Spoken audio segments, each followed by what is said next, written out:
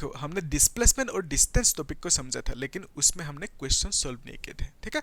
लेकिन हम आज इस वीडियो में एक ऐसा क्वेश्चन सॉल्व करेंगे, उस क्वेश्चन को सॉल्व करने के बाद ये जो डिस्प्लेसमेंट डिस्टेंस के कॉन्सेप्ट है पूरा का पूरा क्लियर हो जाएंगे आपको, ठीक है। तो देखो अच्छे से, पहला क्वेश्चन में क्या पूछा, A particle moves along a circular path of radius r. It starts from point A and moves anticlockwise. Find the distance traveled by the particle as it moves. तो नंबर वन क्या बोला, number one में बोला as it moves from A to B, ठीक है, A to B move किया। फिर number two में क्या बोला, number two moves from A to C, ठीक है, A to C मूव किया।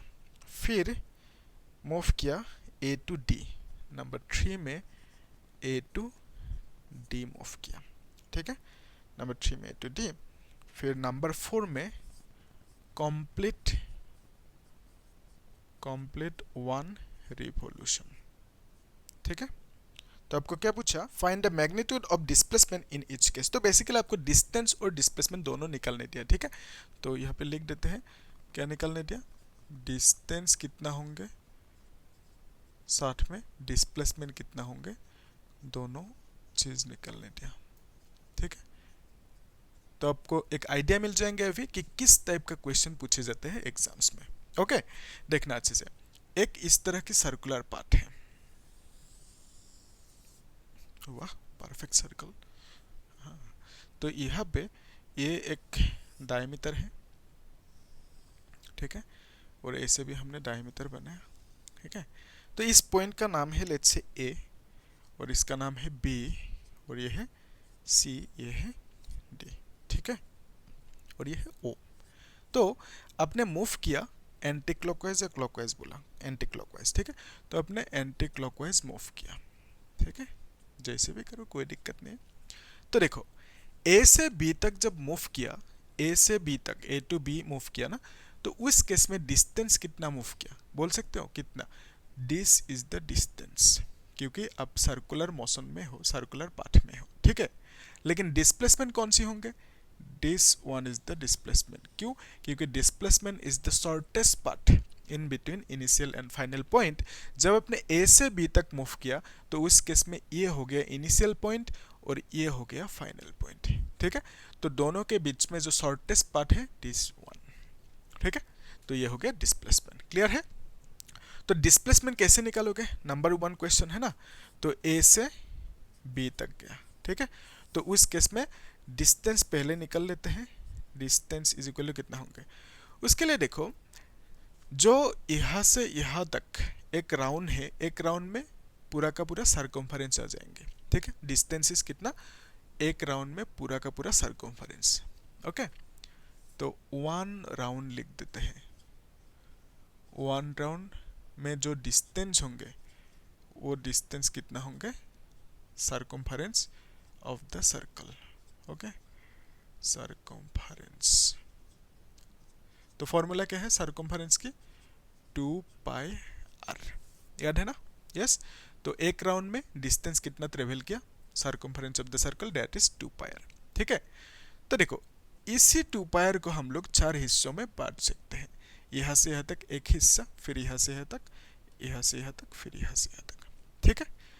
तो इसको अगर हम 4 से डिवाइड करें तो क्या मिल जाएंगे हमें, यहाँ से यहाँ तक जितना वैल्यू है वो मिल जाएंगे, ठीक है, जब 4 से डिवाइड करेंगे। तो बेसिकली ये जो डिस्टेंस है ए से बी तक जो डिस्टेंस है उसको आप लिख सकते हो 2 pi are circumference divided by 4, ठीक है, क्लियर है। 4 से डिवाइड किया पूरा का पूरा सर्कम्फरेंस को तो क्या मिल जाएंगे, एक हिस्सा हमें मिल जाएंगे, ठीक है। अगर 2 से डिवाइड करेंगे तो क्या मिल जाएंगे, यहाँ से यहाँ तक जो ये दो हिस्सा है ये मिल जाएंगे, ठीक है, 2 से डिवाइड करने पर, क्लियर है, इजी है, ओके। तो अभी देखो डिस्टेंस ए बी हमें क्या चाहिए, ए से बी तक जो डिस्टेंस है वो चाहिए, तो कितना होंगे 2 पाई आर डिवाइडेड बाय 4। तो basically we can write it as pi R by 2, ठीक है। So this is the answer, ठीक है। तो इसको हम लोग ऐसे भी लिख सकते हैं, अभी देखो ये जो लिखा आप लोग इसको नोट डाउन करके रखना, ठीक है। तो यहाँ से यहाँ तक जो ये लेंथ है, ये लेंथ कितना है, ये लेंथ है दिस मच, यानी आप बोल सकते हो पाई आर बाय 2। ठीक है, इतना सा लेंथ पाई आर बाय 2। समझ में तो आया होंगे ना अभी? ओके, इजी है। देखो नेक्स्ट जो डिस्प्लेसमेंट निकलने दिया ना, ए से बी तक जो गया, अभी डिस्प्लेसमेंट चाहिए। तो डिस्प्लेसमेंट क्या है? Shortest path in between 2 points, है ना। तो डिस्प्लेसमेंट कैसे निकालोगे? और इसकी रेडियस देके रखा आर। ठीक है, आर की वैल्यू कुछ दिया क्या? आर की वैल्यू नहीं दिया। ठीक है, रेडियस है आर। तो ये जो लेंथ है ए बी, इसको कैसे निकालोगे? Pythagoras theorem. ठीक है, ये एक राइट एंगल ट्राइंगल है क्योंकि ये 90 है ना, तो पाइथागोरस थ्योरम लगाओगे। A B square will be equal to B O square plus O A square. ठीक है, तो आप लिखोगे A B square is equal to B O square plus क्या लिखोगे? O A square. ठीक है, तो बी ओ मतलब आर प्लस यहाँ पे ओ ए मतलब आर। ठीक है, तो you can write it as 2r square. ठीक है, क्लियर है? तो अभी ए बी स्क्वायर मतलब कितना है? इतना। तो ए बी की वैल्यू कैसे निकालोगे? बोथ साइड रूट लोगे ना, तो इस तरह से रूट लो बोथ साइड, तो you can write it as, कहाँ पे लिखे? यहाँ पे लिख देते हैं ए बी स्क्वायर का रूट लोगे तो ए बी हो जाएंगे, and then we can write it as √2, और यहाँ पे आर स्क्वायर की रूट लोगे तो आर हो जाएंगे। ठीक है, तो ए बी का वैल्यू कितना आया? इतना। ए बी यानी डिस्प्लेसमेंट। ठीक है, तो ये हो गया डिस्प्लेसमेंट। ओके, आप लोग अच्छे से नोट करके रखना। ठीक है, तो नेक्स्ट क्या पूछा? ए से सी तक जब गया, ए टू सी मतलब यहाँ से यहाँ तक आया, तो नंबर 2 ए टू सी गया ना, तो इस केस में डिस्टेंस कितना होंगे? बोलो डिस्टेंस कितना होंगे? तो यहाँ से यहाँ तक डिस्टेंस कितना है? पाई आर बाय 2। फिर यहाँ से यहाँ तक कितना होंगे? यहाँ से यहाँ तक भी पाई आर बाय 2 ही होंगे ना। ठीक है, पाई आर बाय 2, तो 2 पाई आर बाय 2 को मिला दो, तो टोटल यहाँ से यहाँ तक जो डिस्टेंस है ये मिल जाएंगे। ठीक है, या तो ऐसे भी बोल सकते हो पूरा का पूरा जो सर्कमफेरेंस है उसका आधा। ठीक है, तो पूरा का पूरा सर्कमफेरेंस कितना है? 2 पाई आर है, उसका आधा कितना? ऐसे करो, 2 से डिवाइड कर दो, तो we can write it as pi R. तो डिस्टेंस कितना हुआ? A to C pi R. तो डिस्प्लेसमेंट कितना होंगे? ए टू सी डिस्प्लेसमेंट, हाँ बोलो, यहाँ से यहाँ तक होंगे ना डिस्प्लेसमेंट, क्योंकि ये इनिशियल पॉइंट इस बार ये फाइनल पॉइंट हो गया, तो दोनों के बीच में जो शॉर्टेस्ट पार्ट है that will be equal to R plus ये आर। ठीक है, ये भी तो आर है ना, तो आप लिखोगे 2r। ओके, तो एक काम करना, एक होमवर्क है आपके लिए, ये आप खुद कर लेना। ठीक है, ए टू डी कितना होंगे डिस्टेंस और डिस्प्लेसमेंट, ये खुद कर लेना। ठीक है, तो इसको मैं कर देता हूँ कंप्लीट 1 रिवॉल्यूशन। तो कंप्लीट 1 रिवॉल्यूशन में क्या होंगे? नंबर 4 है ना।